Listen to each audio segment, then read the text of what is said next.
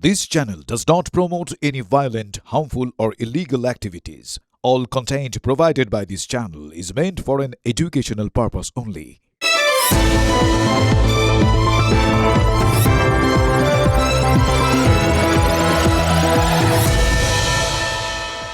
পালা বদলের পর একেবারে কথা মতো খোলা হলো আরজিকর ফাইল।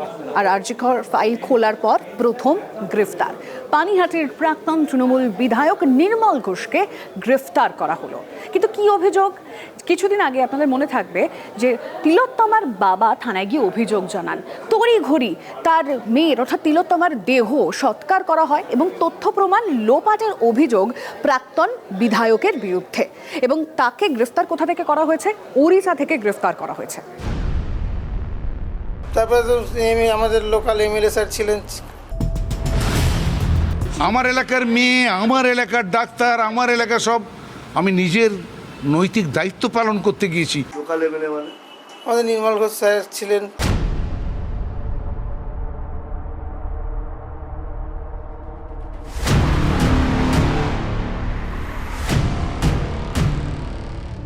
শ্মশানে গেছি যাইনি, এটা তোমার সাবজেক্ট তো নয়। বছর দুয়েক আগে সেদিন সে কি দাপুট, সিবিআই দপ্তরে গিয়েছিলেন পানিহাটির তৎকালীন বিধায়ক। সেখানেই সাংবাদিককে সাবজেক্ট শেখালেন নির্মল ঘোষ। কিন্তু প্রশ্নটা ছিল সেদিন তিলোত্তমার দেহ তড়িঘড়ি সৎকার করা হয়েছিল কেন? অভয়া ভুলিনি মানুষ, আমাদের জিতিয়েছে অভয়ার বিচার দিতে। আমার লিমিটেশনের মধ্যে আমি কমিটেড, আমি কমিটেড, আমি কমিটেড। শ্মশান কাণ্ডে পুলিশি তদন্তের নির্দেশ দিয়েছেন মুখ্যমন্ত্রী তিলোত্তমা কাণ্ডের 2 বছরের মাথায়। তারপরই 10ই অগস্ট খড়দা থানায় এফআইআর করলেন তিলোত্তমার বাবা। তিলোত্তমার বাবার অভিযোগ, দ্বিতীয় ময়না তদন্ত এড়াতে তড়িঘড়ি মেয়ের দেহ দাহ করা হয়। সম্ভবত অপরাধীদের আড়ালে প্রমাণ নষ্টের উদ্দেশ্য ছিল।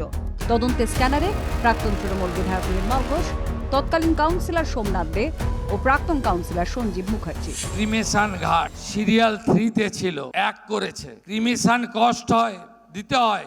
ক্রিমিশন কস্ট বাড়ির লোক দেয়নি, সিগনেচার করতে হয় বাড়ির লোককে, নো সিগনেচার। প্রশ্ন সেখানেই, তিলোত্তমার দেহ সৎকার করতে এত তাড়াহুড়ো কেন? তারপরে তো আমাদের লোকাল এমএলএ স্যার ছিলেন। তারপরে যে ওয়ার্ডে ছিল মারা গেছিল সেইখানে কাউন্সিলররাও ছিল। এত ভিড় চাপ রয়েছে, যে পার্টিগুলো রয়েছে তাদের কনভিন্স করা হয়েছিল যে এটাকে ছেড়ে দেওয়ার জন্য ভিআইপি লোকগুলো রয়েছে। তদন্তে স্ক্যানারে প্রাক্তন বিধায়ক নির্মল ঘোষ সহ 3 মূর্তি। সেই প্রাক্তন বিধায়ক নির্মল ঘোষের বাড়ি, নির্মল বাবুর বাড়িতে কেউ আছেন কিনা বা পুলিশ এসেছিল কিনা? নির্মল বাবু বাড়ি আছেন? ও নির্মল বাবু, নির্মল বাবু বাড়িতে আছেন? সারা পাচ্ছি না, এর ভিতর দিয়ে তালা দেওয়া রয়েছে, হয়তো নির্মল বাবু নেই। খড়দহ থানায় এফআইআর হতেই বাড়ি ছাড়া নির্মল ঘোষ। কোথায় গেলেন পানিহাটির প্রাক্তন তৃণমূল বিধায়ক? তককে তককে থেকে ওড়িশা থেকে নির্মল ঘোষকে গ্রেফতার করল পুলিশ এফআইআর হওয়ার 48 ঘন্টার মধ্যেই। পুলিশ এবং প্রশাসনকে সাধুবাদ জানাই। নির্মল ঘোষ, আমি একটু দুঃখিত, এতদিন খুলেআম ঘুরে বেড়াচ্ছিল কেন? তাহলে সিবিআই এতদিন ধরে ধরলো না, তার মানে কি সিবিআই তদন্ত করেনি? তার মানে সিবিআইয়ের প্রতি অনাস্থা, নাকি সিবিআই তদন্ত করে পায়নি এবং এরা এখন রাজনৈতিক এজেন্ডা বা রাজনৈতিক এস্টাবলিশড যে ন্যারেটিভ, সেই ন্যারেটিভ এস্টাবলিশ করার জন্য পুলিশকে ব্যবহার করছে? নির্মল ঘোষ সহ 3 জনের বিরুদ্ধে অবৈধভাবে দেহ আটকে রাখা, তথ্য প্রমাণ লোপাটের অভিযোগ দায়ের হয়েছে। ভয় দেখানো, অপরাধমূলক ষড়যন্ত্রের অভিযোগও করা হয়েছে। 3 জনের বিরুদ্ধে জামিন অযোগ্য ধারায় মামলা করেছেন তিলোত্তমার বাবা। নির্মল ঘোষ গ্রেফতার অবশেষে। প্রাক্তন কাউন্সিলর সোমনাথ দে, সঞ্জীব মুখোপাধ্যায় কোথায়? আমি যাচ্ছি তো, আমি কালকের মধ্যে পৌঁছে যাচ্ছি, কালকের ভোরের মধ্যেই পৌঁছে যাবো। আপনার সাথে কি যোগাযোগ করা হয়েছিল পুলিশের দিক থেকে, খড়দা থানা পুলিশের দিক থেকে? এখন অব্দি করেনি। বাড়িতে কোনো খবর রেখেছে কিনা বা চিঠি চিঠি দিয়ে গেছে কিনা। অ্যাকচুয়ালি আমার বাড়িতে তো কেউ থাকেন না, আমার স্ত্রী মারা গেছিল, মেয়েরও বিয়ে হয়ে গেছে, ওই জন্য আমি ঠিক পাইনি বলে আমি ব্যাক করে যাচ্ছি। রাজ্যের বাইরে রয়েছে সঞ্জীব মুখোপাধ্যায়, বলছেন তিনি নিজেই পুলিশের সঙ্গে যোগাযোগ করবেন। আর সোমনাথ দে, তিনি কোথায়? এখনো তাঁর খোঁজ মেলেনি। Bureau report, TV9 Bangla. Night ডিউটিতে নার্স, অনেকক্ষণ ওয়ার্ডে নেই তিনি।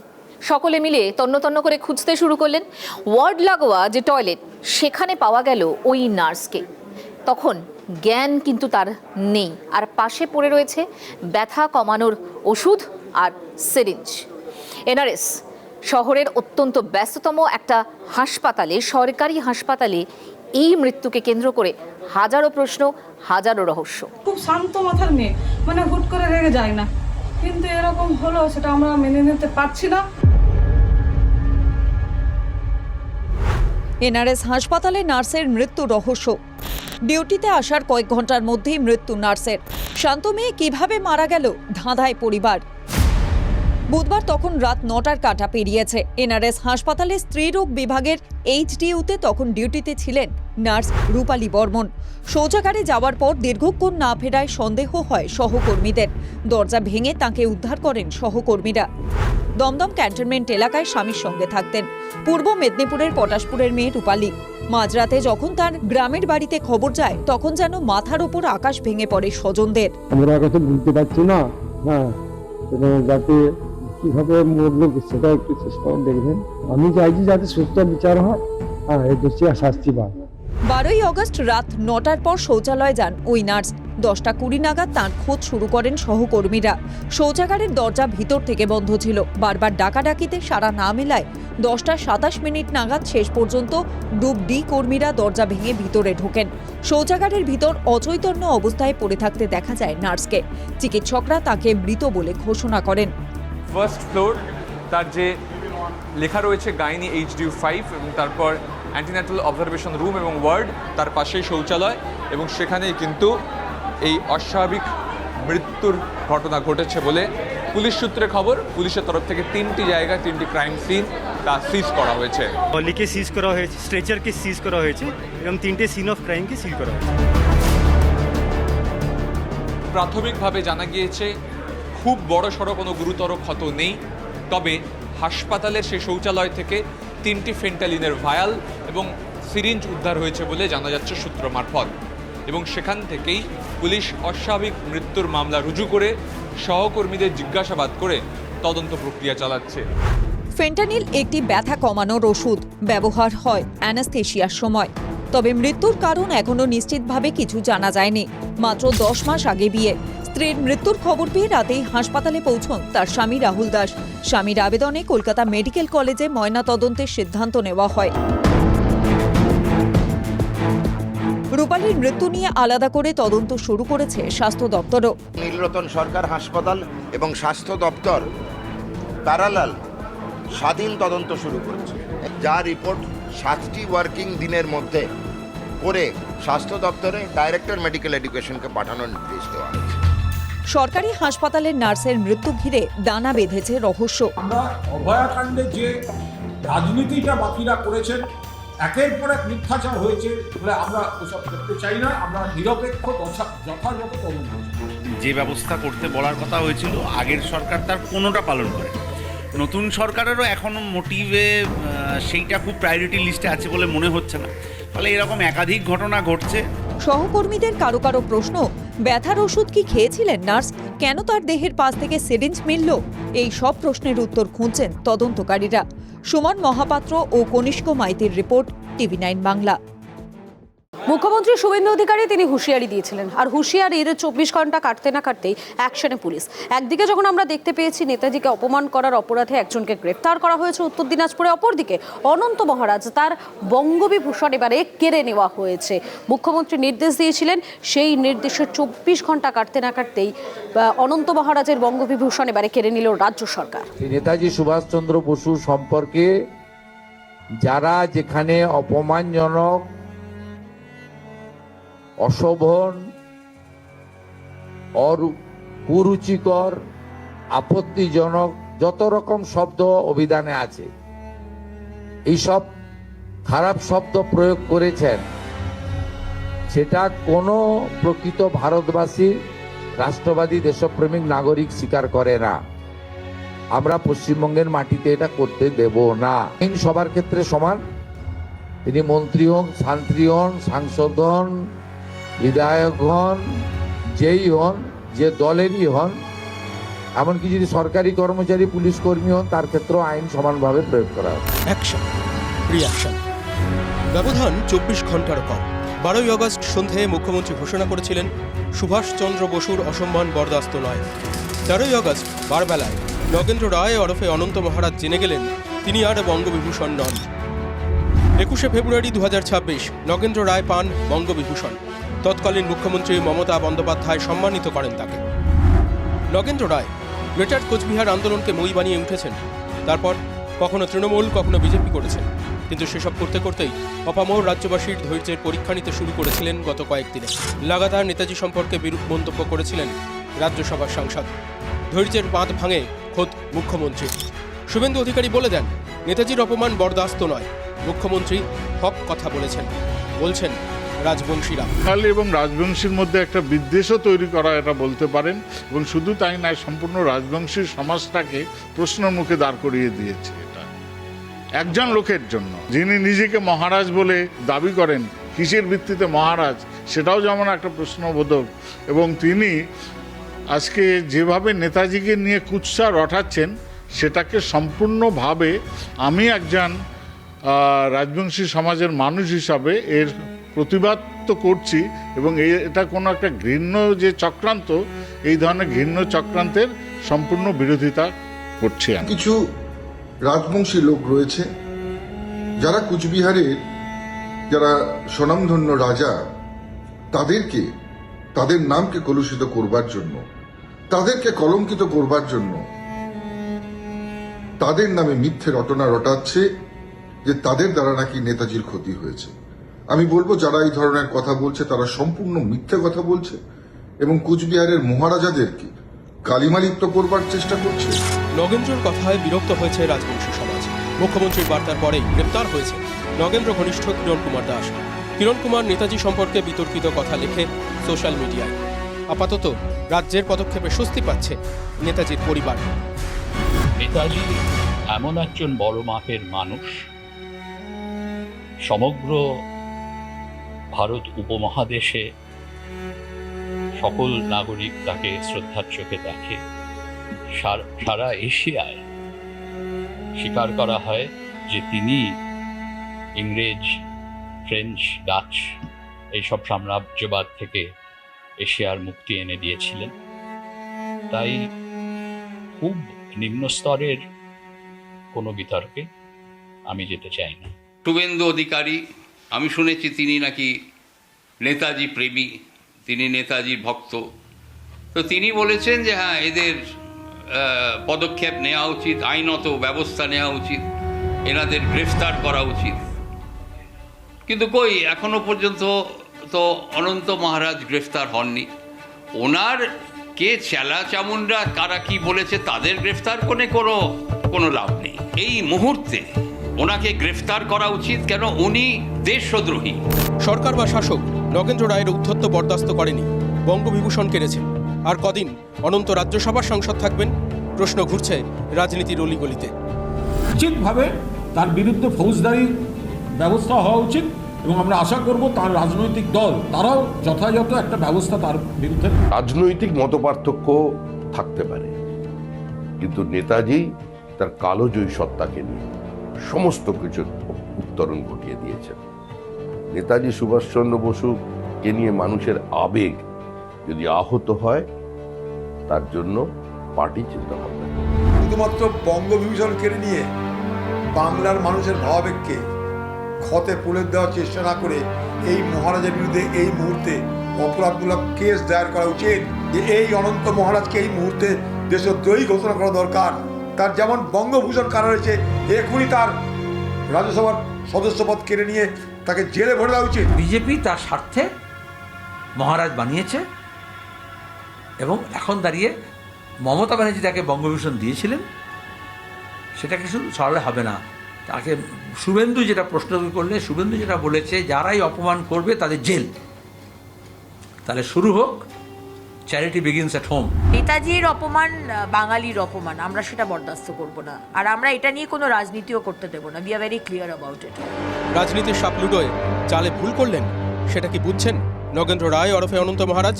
সূত্রের খবর, তিনি ভাঙছেন কিন্তু মচকাচ্ছেন না।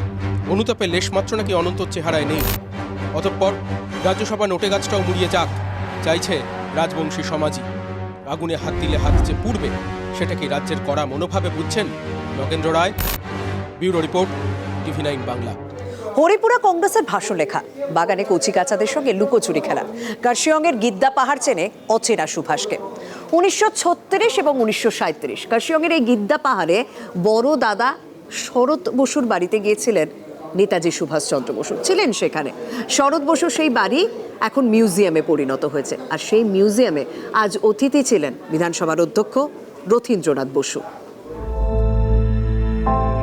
তিনি তখন ব্রিটিশের নজরবন্দি। সুভাষচন্দ্র পৌঁছলেন কার্শিয়াং। কার্শিয়াংয়ের গিদ্দা পাহাড়ে বাড়ি কিনেছেন শরৎচন্দ্র বসু, তার বড় দাদা। 1922 সালে নেতাজির দাদা শরৎবাবু এ বাড়ি নিয়েছিলেন।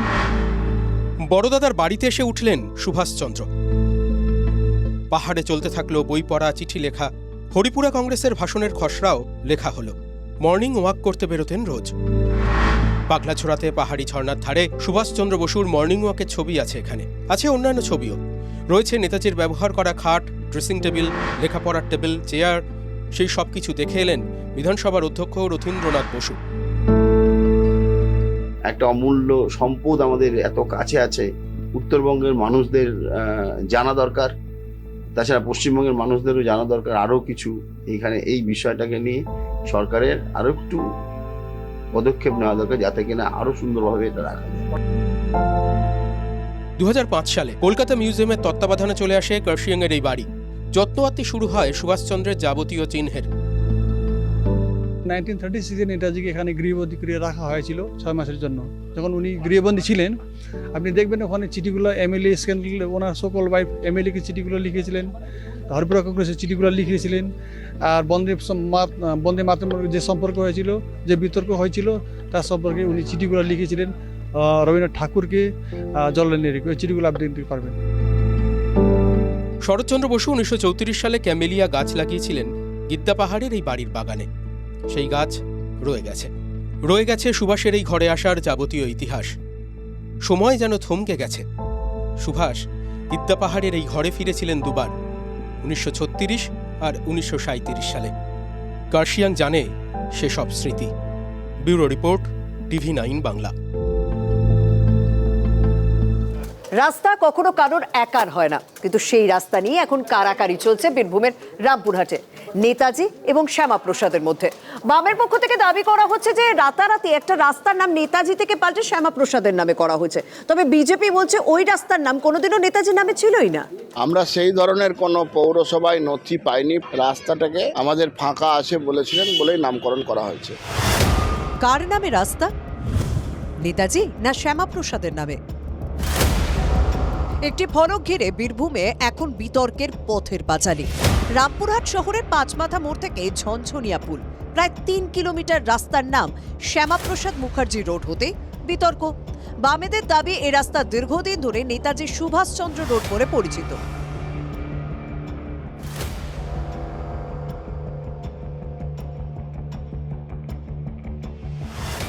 বামেদের অভিযোগ রাস্তার নাম রাতারাতি বদলে দিয়েছেন রামপুরহাটের বিজেপি বিধায়ক। মুখ খুলেছে তৃণমূলও। কাউকে সরিয়ে একটা রাস্তার নাম পাল্টে দিয়ে তো স্বাধীনতা আন্দোলনের ইতিহাসকে গড়িয়ে দেওয়া যায় না। এটা যারা করছেন সেটা ঠিক করছেন না, অন্যায় করছেন। যিনি সবচেয়ে বড় দেশের জন্য জীবন উৎসর্গ করলেন, লড়াই করলেন, জেল খাটলেন, তিনি তাকে অপমান করছে আর নিজেদেরকে পেট্রিয়ট বলছে। ওরা তো ট্রেটার, ওরা তো বিশ্বাসঘাতক। রামপুরহাটের বিজেপি বিধায়কের পাল্টা দাবি এই রাস্তা কখনো নেতাজির নামে ছিলই না। আমরা সেই ধরনের কোনো পৌরসভায় নথি পাইনি। পৌরসভার চেয়ারম্যান উপস্থিত থেকে রাস্তাটাকে আমাদের ফাঁকা আছে বলেছিলেন বলেই নামকরণ করা হয়েছে। রাস্তা নিয়ে রাজনীতির টানাটানি, তর্কযুদ্ধের মাঝে পড়ে এলাকার লোকজন পড়েছেন ফ্যাসাদে। বিতর্কিত রাস্তার পাশে এখনো বেশ কিছু দোকানের সাইনবোর্ডে লেখা নেতাজি সুভাষ রোড। সেই সব ব্যবসায়ীরাও কি সাইনবোর্ড বদলাবেন? রাস্তা ঘিরে জোর ধাঁধা রামপুরহাটের 20 নম্বর ওয়ার্ডে। বীরভূম থেকে হিমাদ্রি মণ্ডলের রিপোর্ট, TV9 বাংলা। সাংসদ থেকে বিধায়ক, এদেশে রাজনীতিতে ওই ঘোড়া কেনা বেচা এটা নতুন কি, তাই না? আমরা এদেশের রাজনীতিতে বারংবার বিভিন্ন জায়গায় রিসর্ট পলিটিক্সও দেখেছি, কিন্তু তা বলে একটা পুরসভা ধরে রাখতে কাউন্সিলরকেও কি টোপ দেওয়া হচ্ছে? এই ঘোড়া কেনা বেচা এই সংস্কৃতি কি এবার তাহলে জলপাইগুড়িতে? প্রশ্ন উঠছে। মার্কেটে অনেক কিছু শোনা যাচ্ছে, উনি টাকার ব্যাগ নিয়ে ঘুরে বেড়াচ্ছেন এবং ওসব করে কিচ্ছু হবে না। জলপাইগুড়ি পুরসভায় অনাস্থা ঠেকাতে ঘোড়া কেনা বেচা, ব্যাকডেটে নতুন ভাইস চেয়ারম্যান নিয়োগ, বিতর্কের মধ্যে ইস্তফা ভাইস চেয়ারম্যানের। তৃণমূল পরিচালিত জলপাইগুড়ি পুরসভায় পুরো দস্তুর নাটক। চেয়ারম্যানের বিরুদ্ধে অনাস্থা ভোট যত এগোচ্ছে ততই বদলাচ্ছে পরিস্থিতি। নিজের পছন্দের কাউন্সিলরকে ডেপুটি হিসাবে বেছে নিয়েছিলেন চেয়ারম্যান, এই নিয়ে জলপাইগুড়িতে বিস্তর বিতর্ক শুরু হয়। এবার সেই বিতর্কের আবহে ভাইস চেয়ারম্যান দিনেশ রাউত তিনি কিন্তু পদত্যাগ করলেন। ঋতব্রত তৃণমূলে থাকা পুরপ্রধান সৈকত চট্টোপাধ্যায়কে সরাতে একজোট তৃণমূলের একাংশ। অভিযোগ, ভোট বাঁচাতে টাকার টোপ দেওয়া হয় কাউন্সিলরদের। যদি ঘোড়া কেনাবেচা করার মতো যদি কোনো ঘটনা ঘটে থাকে কারো দ্বারা, পৌরসভার ইতিহাসে একটা কলঙ্কজনক ঘটনা ঘটবে। এরই মধ্যে ব্যাকডেটে সই করানো ভাইস চেয়ারম্যান নিয়োগ হয় বলে অভিযোগ। অনাস্থা থেকে বাঁচার জন্য ভাইস চেয়ারম্যান পদের নিয়োগের ক্ষেত্রে চূড়ান্ত দুর্নীতি তিনি করলেন। এই ঘটনায় তদন্ত হওয়া উচিত এবং ওনার দৃষ্টান্তমূলক শাস্তির আমি দাবি করি। কিছুদিন আগে পুরপ্রধান সৈকত চট্টোপাধ্যায়ের সঙ্গে থাকলেও পরে কালীঘাট শিবিরে ভেড়েন ভাইস চেয়ারম্যান। বিতর্কের মুখে তিনি পদত্যাগ করেছেন। চেয়ারম্যান যখন 15 দিনের মধ্যে ডাকতে পারলো না, তখন আমার টার্মটা শুরু হবে 7 দিনের মধ্যে। ওই সময় আইনি প্রক্রিয়ার মধ্যে জড়াই যেতে পারি, সেই জন্য আমি আর রিস্ক নিলাম না। 2022-এর পুরভোটে 25টা আসনে জলপাইগুড়ি পুরসভায় 22টি ওয়ার্ডে জেতে তৃণমূল কংগ্রেস, 2টি ওয়ার্ড পায় কংগ্রেস ও 1টি সিপিএম। ইতিমধ্যে চেয়ারম্যানের দিক থেকে অধিকাংশ কাউন্সিলর বিক্ষুব্ধ শিবিরে। অনাস্থা ভোট হলো বলে শুধু ছাপ্পা ভোটের বলে যেই পৌরসভার বোর্ড গঠন হয়েছে, সেই বোর্ডে এরকম ধরনের অনিয়ম তো থাকতেই পারে। মহারাষ্ট্র হোক বা তামিলনাড়ু, জাতীয় রাজনীতিতে আয়ারাম গয়ারাম উদাহরণ অসংখ্য। তা বলে ছোট্ট এক পুরসভা ঘিরেও দলবদলের খেলা ঢুকে পড়ল। Nileshwar সান্যালের report, TV9 Bangla. দুয়ারে রাখি একেবারে উৎসবের দোরগোড়ায়, আর রাখির বাজারও খুব জমজমাট। প্রতি বছরই রাখির বাজারে কিছু না কিছু থাকে যার নজর কাড়ে। এবারও সেই ট্রেন্ড আছে। এবার রাখির বাজারে পদ্ম রাখি পাওয়া যাচ্ছে প্রবলভাবে, আর প্রচুর চাহিদাও রয়েছে। বুঝলেন না তো পদ্ম রাখি কি? আসলে একটা গেরুয়া রঙের রাখি, তার উপরে পদ্ম ফুল, আর তার মাঝখানে লেখা রয়েছে জয় শ্রীরাম। বাংলা জুড়ে এই রাখি যেমন বিক্রি হচ্ছে, আবার অযোধ্যা থেকেও আসছে অর্ডার।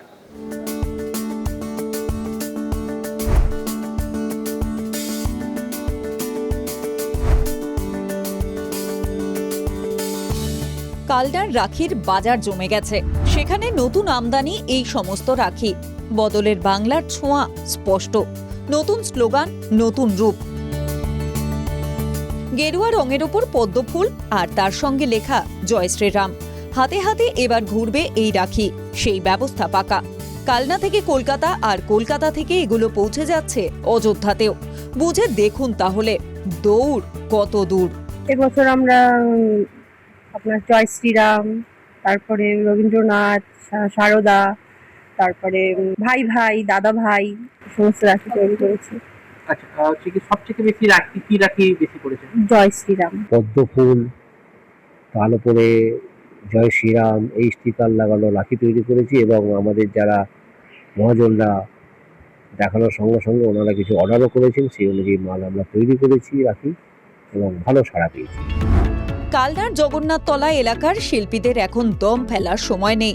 সরকারি বরাত এই বছর আসেনি, এজন্য মন ভার ঠিকই, কিন্তু কাজের কমতি নেই। ব্যস্ততা তাই তুঙ্গে। Bureau report, TV9 Bangla.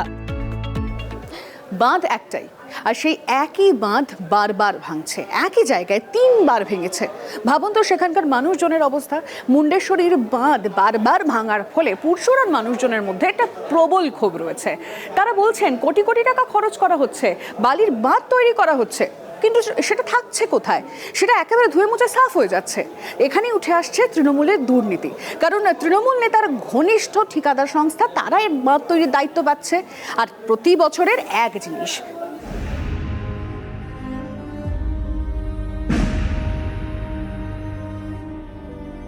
পুরসুরার Kadipur Serampore গ্রাম পঞ্চায়েতের আর এই মুন্ডেশ্বরী নদী, এখানে যেটা গ্রামবাসীদের অভিযোগ যে বাঁধ বালির বস্তা দিয়ে তৈরি করা হয়েছে এবং বালি দিয়ে বাঁধ তৈরি করা হয়েছে, যার ফলে এই বাঁধ টিকছে না।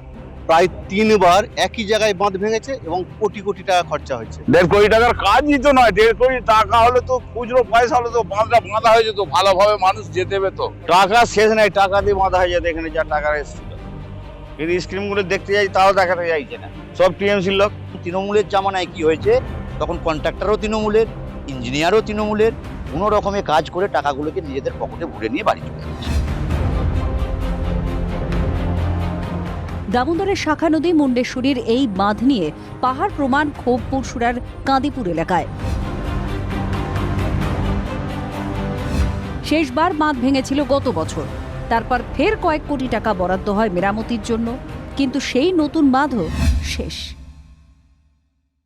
এলাকার মানুষজনের অভিযোগ, এইখানে 3বার বাঁধ ভাঙে 2021 সাল থেকে, আর 3বারই এইভাবে কাজ হয়, আর এই বাঁধের মাটি টোটাল নদীতে চলে যায়। এমনকি নদীতে এমনভাবেই যায়, এই দূরে দেখতে পাচ্ছি এই মাটি গিয়ে চড়ের সৃষ্টি করেছে, যার ফলে আগামী দিনে কিন্তু এই মুন্ডেশ্বরী নদী আবার গতিপথ চেঞ্জ করতে পারে, এমনটাই দাবি করছেন স্থানীয়রা। এরকম ছিরি বাঁধে সারাই করা, পয়সা সব কোথায় চলে যাচ্ছে, খালি বস্তা দিয়ে দিয়ে বাঁধ সারাই হচ্ছে। তৃণমূলের আমলে যা হয়েছে সব বলবো সব চলে গেছে, ওরা সব খেয়ে নিয়েছে টাকাটা। কিন্তু কাদিপুরে সাধারণ মানুষের কোনো কাজ হয় না, সাধারণ মানুষ কিন্তু যেতেও পারে না। ভাঙনটা দেখে মানুষ আতঙ্কে পড়ে থাকে, খাওয়া দাওয়া বন্ধ হয়ে যায়, ছেলেপুলে নিয়ে কোথায় যাবে তারা চিন্তায় থাকে। আমরা সাধারণ মানুষ বুঝতে পারছি যে রাস্তাটা বালির উপর বালির বাঁধ করা হচ্ছে বা রাস্তাটা ভেঙে পড়ে যাচ্ছে, কিন্তু যারা বাদ দিয়ে আসছে তারা কি বুঝতে পারছে না? চোখের সামনে স্পষ্ট নদীর ভেতরের দিকে বালি মাটি ফেলে ত্রিপল দিয়ে ঢেকে তার উপর বালির কালো বস্তা চাপা দেওয়া হয়েছিল। বাইরের দিকে বোল্ডারের বদলে দেওয়া হয় শুধু বাঁশের বেড়া। ওই বাঁধ নির্মাণের জন্য 1.5 কোটি টাকা বরাদ্দ হয়েছিল ইরিগেশন, সব টাকা আত্মসাৎ করে দিয়েছে, কয়েকটা ওই কালো বস্তা ছাড়া আত্মসাৎ করে ওখানটা শেষ করে ফেলেছে। এবার আমাদের গভর্নমেন্টে আড়াই মাস বয়স গভর্নমেন্টের, তবুও চেষ্টা করছি যাতে বন্যার সময়টা ওখানটাকে ঠিকঠাকভাবে রাখা যায়। স্থানীয়দের আশঙ্কা, ডিভিসি এবার জল ছাড়লেই অবশিষ্ট বাঁধটুকু ভেঙে যাবে। আতঙ্কে ঘুম নেই কম করে 8টি গ্রামের প্রায় 20 থেকে 22,000 মানুষের। এলাকার বাসিন্দাদের দাবি তদন্ত হোক, বাধ্য রিপেয়ার করতে হবে, না হলে 7-8টি গ্রাম ভেসে যাবে। কিন্তু তারাও চাইছে এই কোটি কোটি টাকা কার পকেটে ঢুকলো, তদন্ত হোক, তদন্তে সবকিছু বেরিয়ে আসবে। পুরসুরা থেকে ক্যামেরায় মধুসূদনদের সঙ্গে তন্ময় বৈরাগী, TV9 বাংলা। ঘাটালের পান্নার গড়খাইয়ের একটা ছবি আপনাদের দেখাবো। এখানে কিছু অংশের মানুষের কাছে ব্রিজ মানে পাকা ব্রিজ স্বপ্ন, যে স্বপ্ন শুধু দেখতে হয়, পূরণ আর হয় না। বছরের পর বছর ধরে এই এক ছবি, সেখানকার কোনো পরিবর্তন নেই। কালভার্টের ওপর কোনো রকমের বাঁশ ফেলে গ্রামের মানুষজন যাতায়াত করছে। অ্যাম্বুলেন্স না, সেটাও স্বপ্ন, অ্যাম্বুলেন্সও যায় না। 5টা গ্রামকে এভাবে রোজ ভোগান্তির শিকার হতে হয়। ঘাটাল ব্লকের অজবনগর এক গ্রাম পঞ্চায়েতের পান্নার গড়খাই এলাকায় এমনই হাল সেতুর, অথচ এই পথ দিয়ে ঘাটাল ও দাসপুর ব্লকের সঙ্গে অতি সহজেই যোগাযোগ করা সম্ভব। স্থানীয়দের অভিযোগ, সেতুর নামে প্রতিশ্রুতি ছাড়া তারা কিছুই পাননি। তাদের কথাকে কোনো গুরুত্বই দেয়নি তৎকালীন তৃণমূল সরকার, ফল ভুগতে হচ্ছে হাতে নাতে। আষাঢ় মাস থেকে এটা একবারে প্রায় ভাদ্র মাস আশ্বিন মাস পর্যন্ত জল থাকে, তো কী দুর্ভিক্ষের এই ছোটো নৌকায় করে যাতায়াত পারাপার হয় তা আবার সময়ে পাওয়া যায় না। যদি গ্রামের কারো রকম কোনো কিছু অসুবিধা হয়, গ্রামেই মারা যাবে, বেরোতে পারবে না। এখানে রুগীকে আনতে হলে আমার দিকে খাটিয়াই করে এখানে আনতে হচ্ছে, খাটিয়াই করে এনে এখানে অ্যাম্বুলেন্স আসলে এখান থেকে পাঠাতে হচ্ছে। কালভার্টের ওপর বাঁশের পাটাতন ফেলেই এখন চলে ঝুঁকি নিয়ে যাতায়াত, আর উপায় বাকি। এলাকার মানুষজন বলছে তৃণমূল জামানায় এইখানে কালভার্টের উপরে ঢালাই করে রাস্তা করে দেওয়া হয়েছিল, কিন্তু গ্রামের মানুষের দাবি ছিল স্থায়ী সমাধান, অর্থাৎ এখানে একটি পাকাপোক্ত সেতুর প্রয়োজন ছিল। করে দেবো কিন্তু আজকাল লজ্জাজনক কথা কোনো মতেই করছে নি। ওই তো বললাম না যে 15 বছর চলে গেল হবে করে। একটা কংক্রিটের জায়গাটা কিছু করে দিয়েছিল, 2-3বার সেই কংক্রিটের চাতাল উল্টে গেছে। মাঠে লেভেলে করলে তো এই এলাকা তো 1 হাঁটু জল বাড়লেই সেখানে পারাপার বন্ধ হয়ে যায়। এবার নতুন সরকারের আমলে বাসিন্দাদের দাবি একটাই, স্থায়ী সমাধান চাই। আশ্বাসও মিলেছে বিধায়কের তরফে। আমরা দুরকম প্রস্তুতি নিয়েছি, একটা কংক্রিটের ব্রিজ, একটা হচ্ছে লোহার ব্রিজ। দুটোর মধ্যে একটা করবো, যে লোহার ব্রিজ যদি হয়ে যায় সেই ব্রিজে ভারী গাড়িও যাতে 4 চাকা যাতায়াত করতে পারে, আর নতুবা কংক্রিট ব্রিজ হবেই, সেরকম একটা পরিকল্পনা নিয়ে এস্টিমেট করে পাঠানো হয়েছে। এখন দেখার কবে নতুন সরকারের আমলে এই এলাকার মানুষের এই সমস্যা থেকে মুক্তি পায়। পশ্চিম মেদিনীপুরের ঘাটাল থেকে অসীম বেরা, TV9 বাংলা। জনম দুঃখিনী মায়ের ঘরে চাঁদের আলো, সেই আলোর নাম সেলিমা। সেলিমা থাকে সুন্দরবনের একটা অজগায়। কেন্দ্রীয় সরকারের প্রবন্ধ প্রতিযোগিতায় সেরা হয়েছে, ডাক পেয়েছে লালকেল্লায়। কিন্তু টাকার অভাবে দিল্লি যেতে পারছে না সেলিমা। একেবারে হতাশা কুড়ে কুড়ে খাচ্ছে এক চিলতে এই সংসারটাকে।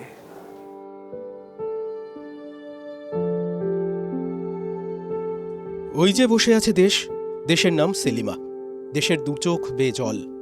হয়তো জলের নাম গঙ্গা, হয়তো জলের নাম যমুনা, অথবা জলের নাম হতাশা।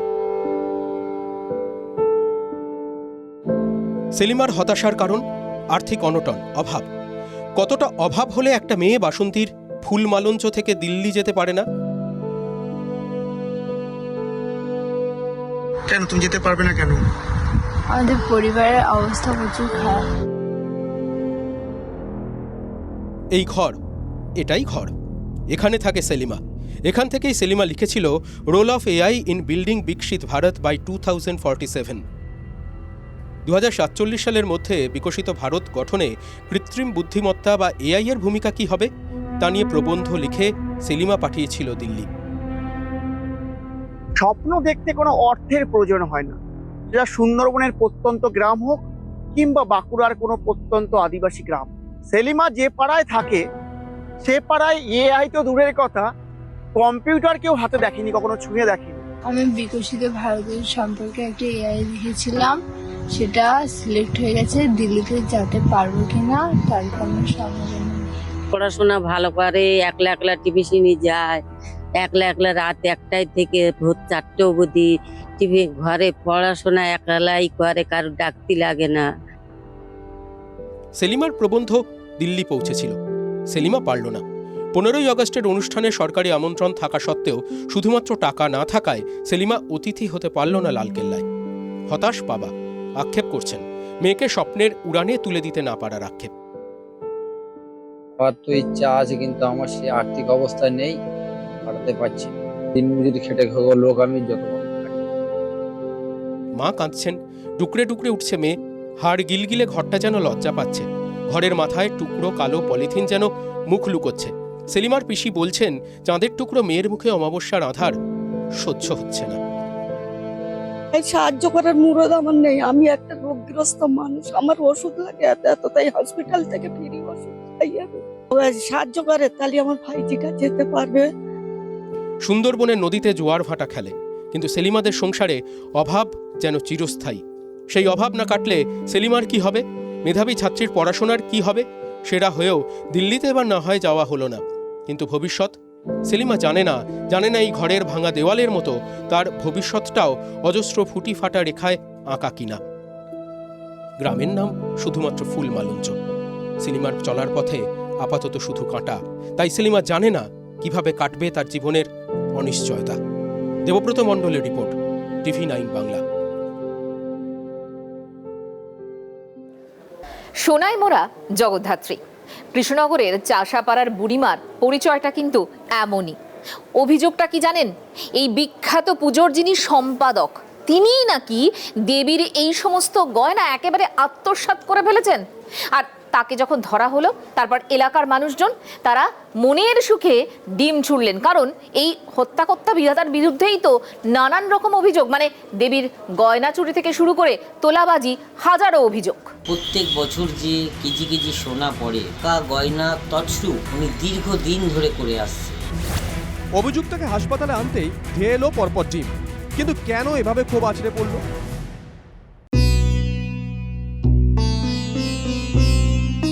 নদিয়ার কৃষ্ণনগরে জগদ্ধাত্রী পুজো নিয়ে আলোচনা হলে সবার আগে আসে বুড়িমার নাম, সোনায় মোড়া দেবী। চাষাপাড়া বুড়িমার কপালে অসংখ্য সোনার টিপ, সোনার মুকুট, গলায় সোনার চেন, সীতাহার, হাত ভর্তি সোনার বালা, মান্তাসা আর জড়োয়া সেট, পায়ে নুপুরো সোনা দিয়ে। শুধু দেবী নয়, তার বাহন সিংহকেও পরানো হয় স্বর্ণালঙ্কার ও সোনার মুকুট।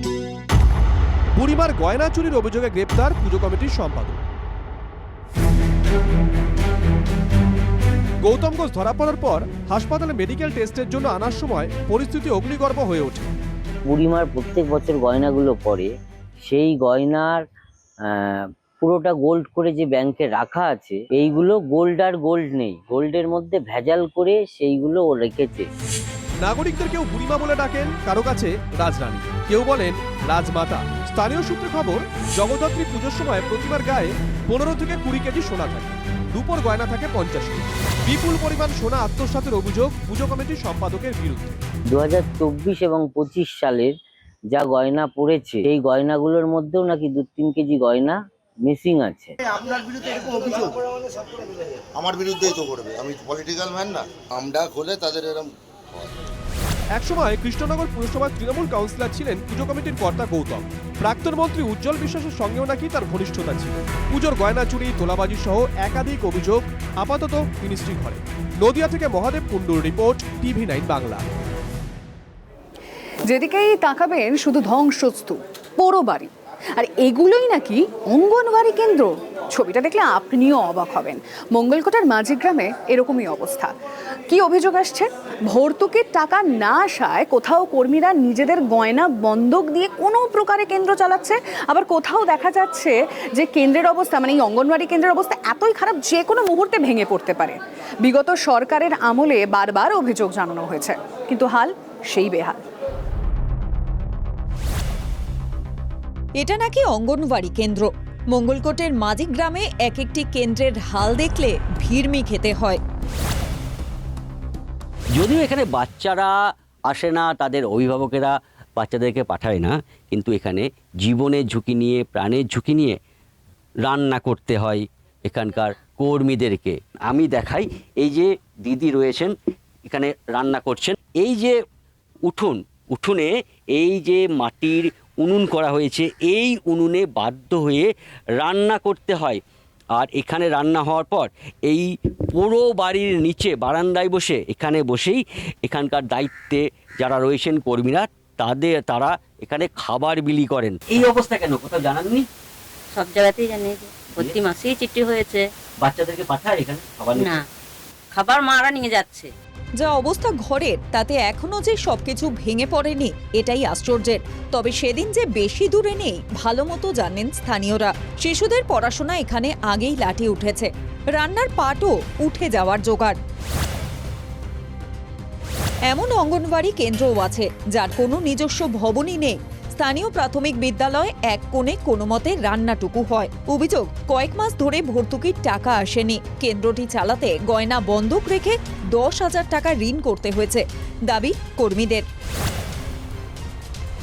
এই কেন্দ্রের ছবিটাও খুব একটা আলাদা নয়। প্রতিদিন প্রায় 70 জনের রান্না হয়। অভিযোগ, 3 মাস ধরে কোনো টাকা আসেনি। সব মিলিয়ে দিকে দিকে সমস্যার পাহাড়। আমি আমার জিনিস বন্ধ রেখে আমি সেন্টার চালাচ্ছি। কেন বন্ধ কেন রাখতে হলো? আমি সবজির টাকা আমি পাইনি, মাইনের টাকাও পাইনি। যারা ছিল সেই সরকারের তরফ থেকে সেই বিল এখনো পাননি? না। আর আপনাকে যে গয়না বন্ধক দিতে হয়েছে সেটা কিভাবে ছাড়াবেন? সেটা কিভাবে ছাড়াবো? আমার সবজির বিল থেকে যখন পাবো তখন ছাড়াবো, নাহলে আমি যদি না পারি ছাড়াতে পারবো না। নিজেরা পকেট থেকে পয়সা দিয়ে চালাচ্ছি, কি করে চালাবো? কেন পকেট থেকে এখানে পয়সা দিতে হচ্ছে? পয়সা ঢোকে নাই তো, অনেকেরই 4 মাসেরই বিল বাকি আছে। এমন বেহাল দশার জন্য সবার আঙুল কিন্তু বিগত তৃণমূল সরকারের দিকে। এমনকি সরাসরি নিশানায় প্রাক্তন নারী ও শিশু কল্যাণ মন্ত্রী শশী পাঁজা নারী এবং সমাজ কল্যাণ দপ্তরের মন্ত্রী ছিলেন। উনি মাঝিগ্রামে আসতেন, গ্রাম ঘুরতেন, গাল ভরা প্রতিশ্রুতি দিতেন, খাওয়া দাওয়া করতেন, চলে যেতেন। কিন্তু একবারও উনি ফিরে তাকাননি যে ওনার শ্বশুরবাড়ির গ্রামে এতগুলি ICDS সেন্টার, অঙ্গনওয়াড়ি সেন্টার এত দিন ধরে বেহাল অবস্থায় পড়ে আছে। যত দ্রুত সম্ভব ধুঁকতে থাকা কেন্দ্রগুলোর হাল ফেরাক নতুন সরকার, এটাই চাইছেন এলাকাবাসী। তারা অপেক্ষায় এই ছবি কবে বদলাবে। কৌশিক দত্তের রিপোর্ট, TV9 বাংলা।